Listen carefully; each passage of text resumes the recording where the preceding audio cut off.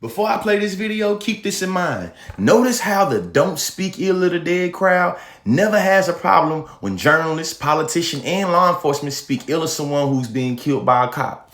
Some people are saying that celebrating or minimizing the death of the Queen is insensitive. That may be true, but in my view, it's even more insensitive to saturate our media with celebratory posts about a person who, for many people, is a symbol of genocide, colonization, and all the violent institutions that came with it. She was queen when Britain helped lead the war that destroyed my country. And just this year, she gave a knighthood to one of the main criminal masterminds behind it, Tony Blair. Far from showing respect for the dead, that's basically saying it's honorable to kill hundreds of thousands of Iraqis. And of course, this is just one of countless atrocities committed in the name of a crown adorned with the spoils of war. So in my view, it's totally inappropriate for people to police how victims of colonization talk about the passing of the Queen. I think it's only right that if we choose to remember her legacy, that we remember all of it.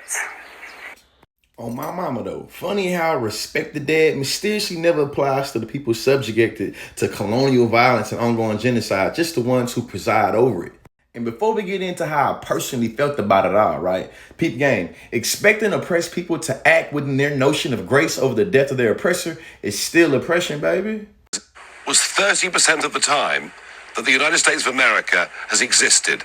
It gives you some idea of the sheer historical span of what she's done. Never a single scandal, never put a foot wrong. Living, as you said at the start of your talk, constantly in the public glare, never, ever made a mistake, and did it all selflessly to serve people. And to those who will attack her and think she's linked to colonialism, this woman put on a military uniform to fight Hitler in World War II. This woman went all over the world to Black Africa and elsewhere, doing all she could to genuinely help people. And I really think we must stand up and defend this great woman. Man. You know, education is elevation, and some of us are victims of miseducation, you feel me? And that British fella right there is obviously lost in the sauce from the 8 years after Queen Elizabeth coronation, well into the 1970s. The British government engaged in Operation Legacy. Don't take my word for it, look it up. Destroying records of the British Empire crimes. Now is the time to discuss this kind of detail because her death is used to push sanitized history. And I know we all have seen it, you feel me, on all the major news networks. What's become obvious throughout all this little media attention is that most people was lost in the sauce in the Western world, being able to wreak havoc in name of global stability and being able to advance things. You see what I'm saying? When the British dude on the Tucker Carlson show making claims like Queen Elizabeth ain't never been on the wrong side of history, she ain't never made the wrong decision, she ain't never had a scandal, you have to ask yourself the question, for whom?